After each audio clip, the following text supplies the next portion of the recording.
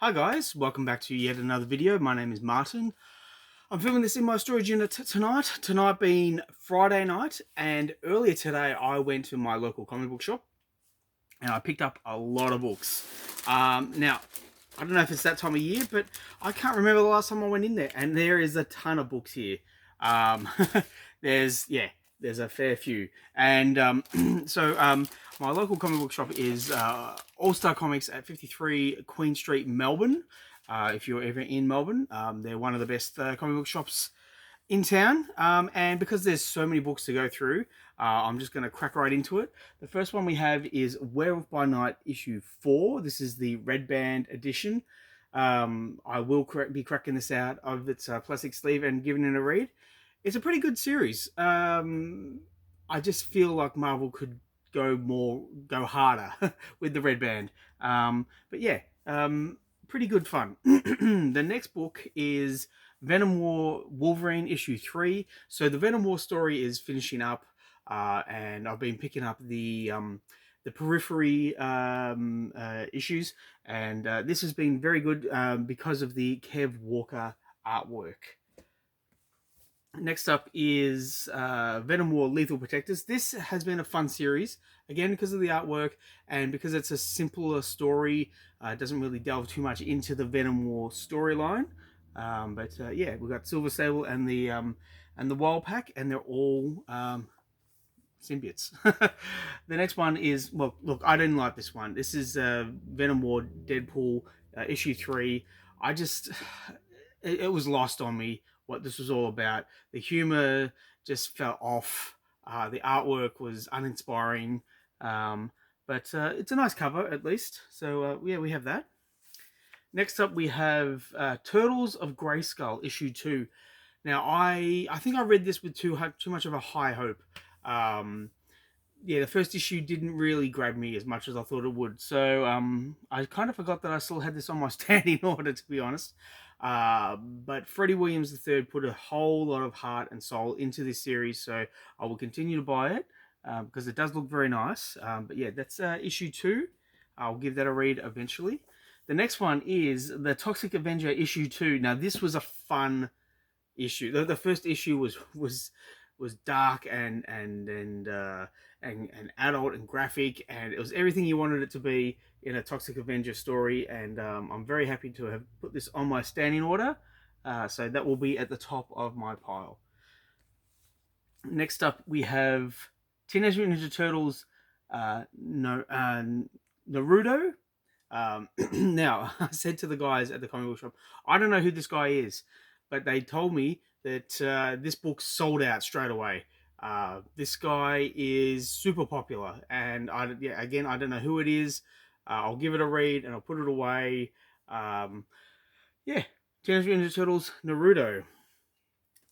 Next up, we have Teenage Mutant Ninja Turtles Mutant Nation issue 2. Now, the first issue was really good. Really surprisingly good.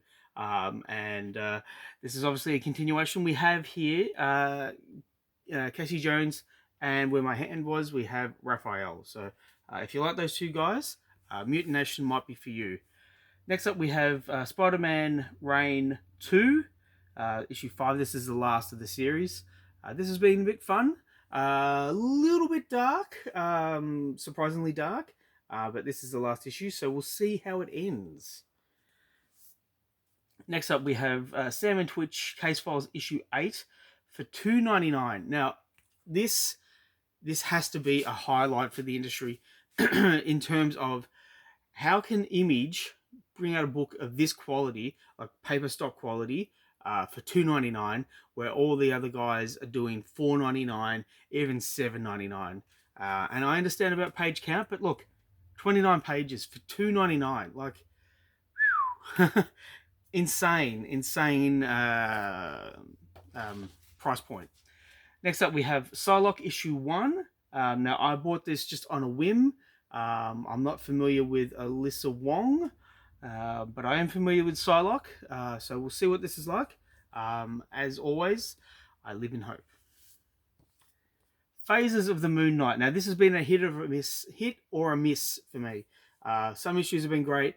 The last issue, issue 3, was just very weird. It was not for me. But to each their own, and yeah, we'll see where this goes. Next up, we have Rockefellers issue 1 by Image. Now, this is part of the Ghost Machine series. I'm not overly familiar with Ghost Machine, other than, look, on the back here we have Hyde Street. I bought the first issue of Hyde Street, and to be honest, I didn't really enjoy it. But this looks interesting. It's kind of like a kids' adventure type story thing, but it's a family of adventurers like the Fantastic Four. So yeah, we will see. And look, Peter Tomasi and Francis Manapul, top-notch creators. So yeah, as always, I live in hope. Next up, we have issue 2 of Moon Knight, Fist of Khonshu. This was a series that I didn't. Well, this is a series that I didn't really know that it was coming out. There seems to be a lot of Moon Knight at the moment. Phases of the Moon Knight, Fist of Khonshu. We just had what the hell was it called? Not Legends of the Moon Knight, Vengeance of the Moon Knight. Like Moon Knight. It all kind of starts to blend into one. I think if we had a different creative team, we'd be able to kind of get a better understanding of the Moon Knight. What's the word I'm looking for? The path that the stories are going on. Anyway, the next one we have is issue 281 of Looney Tunes. I bought this for my son. He's 16 years old. He still likes to read Looney Tunes. He doesn't know I have it yet, so I'm going to take this home tonight and show it to him. He's going to be very excited, I'm sure. So yeah, there we go, Looney Tunes. Now, Green Lantern issue 17. Now, I picked up issue 16, the all-in issue, and I was impressed with the series again. We had 3 issues where Hal didn't have his Green Lantern ring, and I got bored very quick. But issue 16 brought me back, and I'll put this back on my standing order. I've looked through this, and this is going to be at the top of my pile. Jeremy Adams is kicking all the goals at the moment. It looks absolutely incredible. Next up, we have Godzilla Skate or Die, issue 5 by IDW. This is the last of the series. Just great. You know, skaters, Godzilla, Australia. It's got everything I wanted. So yeah, there we go. Now, we have issue 5 of Epitaphs from the Abyss. And this has been an interesting series. It's been I wouldn't say hit or miss, but with the horror anthologies, you're always going to get a story that you enjoy more than another. So it kind of, it ebbs and flows somewhat. Yeah, I will continue to get this. And I just noticed we have a disembodied head on the cover here. So, yeah, somewhat interesting. You never know. We're almost we're halfway there. We have Daredevil issue 15. I don't know when this story is going to end. It's issue 15. It's part 15 of Introductory Rights. When does it end? I don't know. At least there's a little bit of work put into the cover by John Romita Jr. Yeah, it's still good. Look, it's still good. It's still enjoyable. But it just seems like there's no end goal. It's just continuing on. Next up, we have Conquest 2099 issue 3, and I bought this purely for the 2099. Not the logo, but the concept. Yeah, I'm not really enjoying this as much as I wanted to. Certainly not as much as my boy Ravage over here. We have issues 4 and 5 to go, and then we're done. And then hopefully we're done with the concept, and Steve Orlando can move on from this, because for my money, it doesn't seem to be really igniting. Anyway, we have issue 1 of Black Lightning, part of the All In. I don't remember ordering this, but obviously I did. I'll flick through this. It looks very, very good. So just based on the artwork alone, I will recommend it. But I have to read it to really give an impression of it. If you want to see any of my opinions on the books I read, go on to Instagram, go on to Hannibal King 2099. Everything I read, I post on there with a photo and a little rundown, very little rundown of what I think of each book. There's a lot of books on there. Next up, we have Batman and Robin Year 1, Issue 2. The first issue just floored me. It was so good. It was everything I wanted it to be. And how could I say no to the second issue? So this is going to be on the top of my pile. I don't know. Should I read this before Green Lantern or after Green Lantern? I think I might read it first because it's just that good.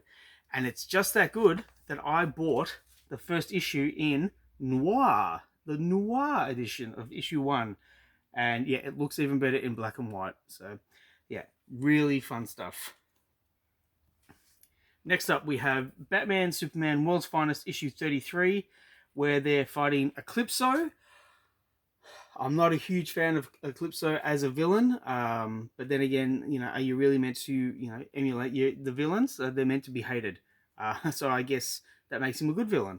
But the artwork is very nice. The pacing is always good. It remains fun. So as long as it's got those qualities, as long as it's fun artwork and fun stories, I'm going to buy it. So yeah, there we go. Got a few more to go, guys. Yeah, a few more. Whoa. We have Batman issue 145. Now, I should have done this in the correct order. We got Batman 145 and 143. Now, when I heard that Jeff Loeb and Jim Lee were coming back to Batman, I knew I wanted to get on the front foot with this series and see out Chip Zdarsky's run. I haven't read it for a long while, so I don't really know a whole lot of what's going on. But yeah, I want to be in there when Hush 2 begins, because I think that's going to reignite the industry and get people back into comic book shops. And I say that with evidence that I went into the comic book shop today to get these books, and the guy in front of me, the shop was busy, which is very good, and the guy in front of me, he went up and he said, I heard there's going to be Hush 2. Can I get a standing order for Batman? And that warmed my heart that this guy came in off the streets and wanted to get a standing order purely for this series, because it shows that if you give the fans what they want, they will come back and they will support you. That being said, though, we still have Chip Zdarsky's issues to go, so I will read them, and yeah, fingers crossed I will enjoy them. Next up, we have Avengers Assemble issue 3. Now, I bought this purely for... Where is he? Frank Drake, right there. Now, we haven't seen this guy since 1998. And he looks different. I don't know how well he'll be represented. He is the grandson of of Dracula. But I don't have high hopes that they'll go anywhere near that storyline. Or look, maybe I'm being a bit judgmental before I even read the issue. What can I say? The artwork is nice. The U Lyle Francis Yu cover looks really nice, and also the lineup looks pretty good. So let's see. Hercules, Captain America, Wonder Man, Night Thrasher, Living Lightning, Hawkeye, Shang-Chi, She-Hulk, yeah, Wasp. Whew. Yeah, that's some good Avengers. Next up, we have Arclight. Not Arclight. Arcbound, issue 1 by Dark Horse, written by Scott Snyder and Frank Thierry. Frank Thierry, instant buy. I love that guy's writing style. But Tom Hardy has his hands in this, so this is kind of like a spec buy for me. This could get optioned purely from Tom Hardy's involvement. It does look interesting. It's a sci-fi story, but also it's cartoony. It looks fun. I will give it a read, and I will give it a chance. So we have 2 more to go. We have the facsimile edition of Amazing Spider-Man 262, the photo cover. Some people love this, some people hate it. I've got the original, and it's pretty banged up. It's been read a fair bit. It's got it's got spine ticks and weather, and yeah. That being said, though, when this was offered, I said, "Yep, let's get a new copy so that I can read this again and enjoy it a little bit more, and I don't have to hold it so gingerly." But the last issue for this video is Action Comics 175. I don't remember ordering this. I must order a lot of things and then simply forget about them. But it is kind of like an anniversary issue 1075. Let's see, we've got Mark Waid, we've got Clayton Henry. I'm a fan of Clayton Henry.